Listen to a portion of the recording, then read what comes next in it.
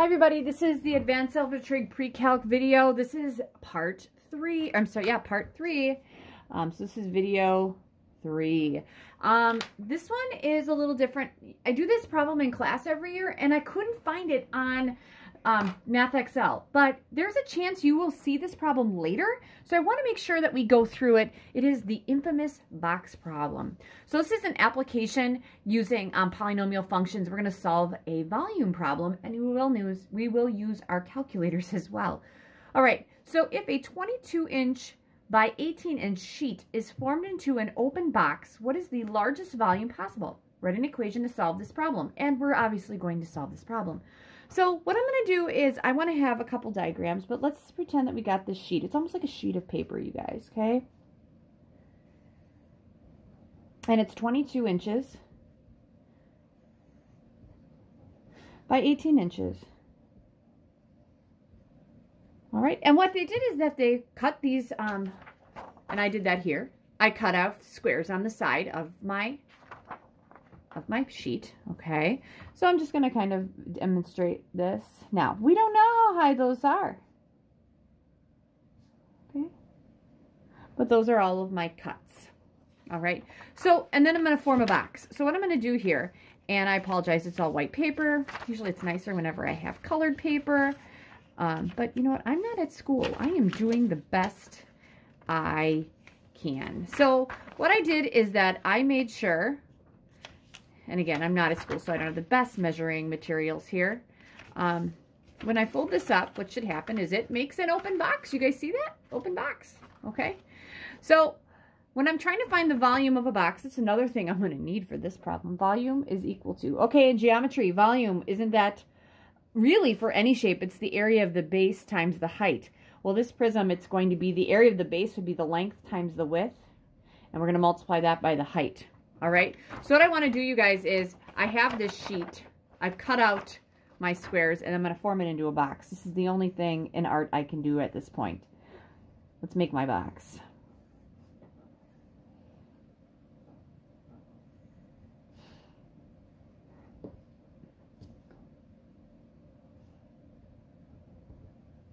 Oh, isn't it beautiful? All right, guys, I need to come up with the length, the width, and the height.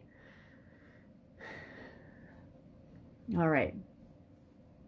So what I want to do is I'm going to show that on here. I'm going to show it on here. So really, if you think about it right here, when I fold this up, right, don't these little cuts mean that's the height? So this would be my height of my box. And then the length and the width, you write down in here. I'll just use a pencil. And like this side here could represent that side there. And this side here would represent that side there. And again, oh, I got some here. I'll use blue. This height here, those two heights are the exact same as that. Sorry, I used a lot of blue. All right, people, so let's see here. I need some things here. Now, do I know how much I cut off the sides of my box? No, I don't. If we were in school, you guys, I would have 3 different size boxes, and these squares would get bigger and smaller. So I don't know what that is. So this X, this is my X right here. I don't know what that is. But I do know when I fold, right? So if I fold this up, isn't that the height of my box? Okay, we're going to let X equal the height of the box. So this is X right here. All right, next thing. I need to know how long this side and that side is. So let's think about it. The whole thing, you guys, started at 22. So this whole thing started at 22, and then I folded this side up and that side up. Okay, so I lost an X here and an X here. Losing is subtracting. So this green part here would be 22 minus 2x because it started as 22, but now from here to here, I'd subtract an X here and an X here. So this is 22 minus 2x. All right. We'll actually transfer this down here in just a moment. All right, would it make sense then that, okay, again, this guy here, if this started as 18 across, folding up here and here, that side would be 18. We would have taken away an X there and there, take away is subtracting. So this would be 18 minus 2x. So that means this side here would be 18. minus 2x. All right, here we go. Volume is equal to the length. I could say that that's 22 minus 2x times the width, which is 18 minus 2x times the height, which is x. That's all I need, you guys. I do not need to find that in standard form. I'm feeling pretty good about that. All right. All right, so the largest volume. Let's graph this thing. Let's use our calculators. I think this is going to be nasty. All right, in your calculators, let's go parentheses 22 minus 2x. Let's clear that, sorry. And then 18 minus 2x. Then in parentheses, the last one, let's just throw an x in there. Zoom 6, I can tell you right now, I know it's not going to work. Yeah, I'm probably not going to see. Oh, I see a little bit. That's great. Okay, and the reason I see a little bit is this is 9, right? Because if I took 18 minus 2x and I set that equal to 0, subtract 18, divide by negative 2, that would give me my 0 there. All right, there's another one way over there. Because if you think about it, if this thing started as 18, you guys, to fold it in the middle, it'd be 9 and 9. And if this started at 22 to fold it in the middle, that would be 11 and 11. I'm willing to bet that there's another 0 over at 11. And then I'm not sure how high up I want to go for my volume. Okay, let's see here. Volume has to stay positive, so we're going to work there. Looks like I get to like 560, 570. Interesting. Okay, the window. Let's go from, okay, we only need positives. Let's go from negative 2. We'll go to 20. And then let's go up to 600. I think that'll get me everything I need. There we go, and then it goes down and up. Now, if I want to go further down than just 10, I could go like negative 50. I think I'll see the whole thing there. That's not bad. So, when I'm sketching this, and I apologize, I'm going to put this down just so I can keep my problem up and draw my graph, okay? So, you guys still see that, which is good, and I'll probably shove things up as I go. All right, so my equation, let's make it v of x. The volume at height x, that's what that means, would be equal to, okay, we've got 22 minus 2x, and then we have 18 minus 2x. I know I'm just rewriting this. All right, so my graph, not much down here, not much down here. All right, looking at my graph, you guys, there is going to be a 0 at 0 because that starts here, so it's going to look something like this. All right. The window I chose was negative 2 to 20 and the negative 50 to 600. And you can choose whatever you want. Now, my question would first be, what part of this represents the volume? Okay, so let's think about this. My height can only get so big. It starts at 22 and 18. Would it make sense that if I keep cutting, so I keep cutting squares out, cutting, I will run out of paper when I go 9 in on this side and 9 in on that side, okay? Because cutting 9 here and cutting 9 there would get me to 18. Right? Well, then I run out of it. So that's my first 0 here. This should be at 9, 0. Which means on this guy, I'll use green. From here to here, that's 22, okay? So if I kept cutting inwards from 22, I'd run out at 11. Hopefully you can visualize that. So this guy here would be at 11, 0. This guy is obviously at 0, 0. And you can get that too by saying, oh, if 22 minus 2x equals 0, we'd subtract 22. Divide by negative 2. X equals, that would be what, 11? That's right there. And you could take 18 minus 2x and set that equal to 0. Subtract 18. Negative 2x equals negative 18. Divide by negative 2. X equals negative 9. Fantastic. I'm positive 9, my bad. There we go. All right, so the whole situation can't be here. Because does it make sense that if I'm cutting, okay, and I ran out of paper at 9, I can't run out of paper at 11 because I already ran out of paper at 9. So highlighting this situation in the box would be, here we go. That's it right there. That is it. So then the question is, what is the largest volume possible? I need to find my maximum point, right? All right, let's find a maximum right here. Second trace, maximum would be 4 Okay, let's go to the left of the maximum.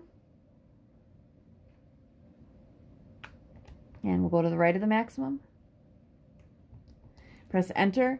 It looks like it's at 3.28, 579.36. All right. So write an equation. What is the largest volume possible? So do either of these numbers tell me the volume? Yep. The largest volume possible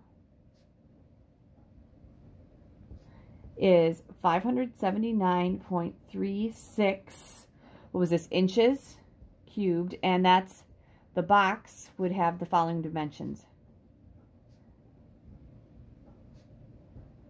All right, so the dimensions it would have would be 3.28, right, by, okay, so it'd have 3.28 by, if I put that in for x here, and then I'd have to also put that in for x there, I would have, let's see here, 18. So here we go. We're going to go 22 minus 2, because I want to know what the length and the width would end up being for this. So I know that my x, I'll kind of go through this. X is the height of the box. 18 minus 2x is the width of the box, or the length, it doesn't matter. 22 minus 2x is the height. No, it is the length of the box, my bad. All right, so here we go. Okay, sticking 3.28 in here. Here we go, 18, or I had 22 minus 2 times 3.28, and that is 15.44, and then I'm going to go 18 minus that, that's 11.44. I'm going to have an extension question on this too. All right, now to check this, 3.28 by 15.44 by 11.44, we're praying that it's going to get me close to 579. Yep, 579.36. All right. All right. Last question with this one. I already have the equation. Find the dimensions if the volume is 500 inches cubed. All right, so I'm going to get rid of this. All right, so if this is 579, you guys, up here at about 500, if I drew a line through, there's going to be 2 spots, right? So I have 2 heights that give me that. I need to find those. So the way I do it is, for me, I want to make it easy. I want to have a line where y is 500. Let's graph that line. There we go. So I could find those 2 points, right? And that's what I'm going to do.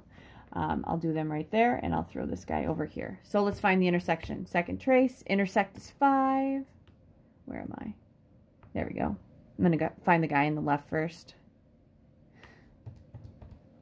It looks like it's 1.97 500, which makes sense because it should have a y-coordinate of 500.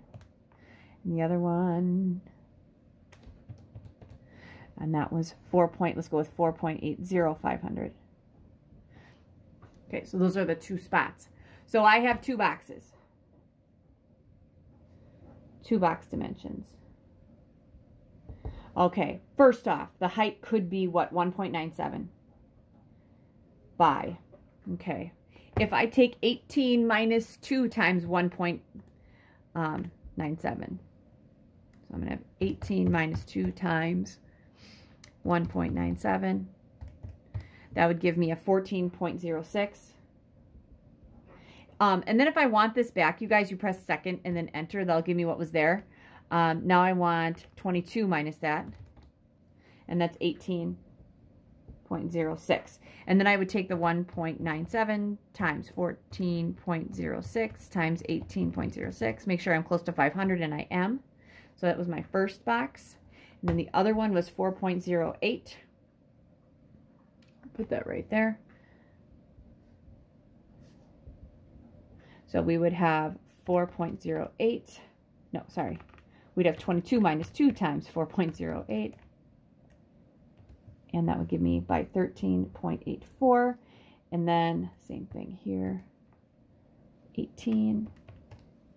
And that would be by 9.84. So I would take the 4.08, multiply it by 13.84, multiply that by 9.84.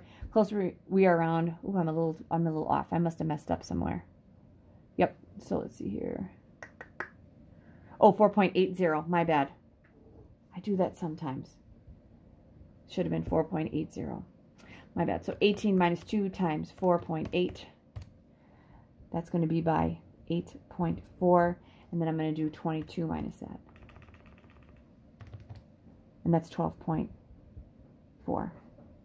4.8 times 8.4 times 12.4.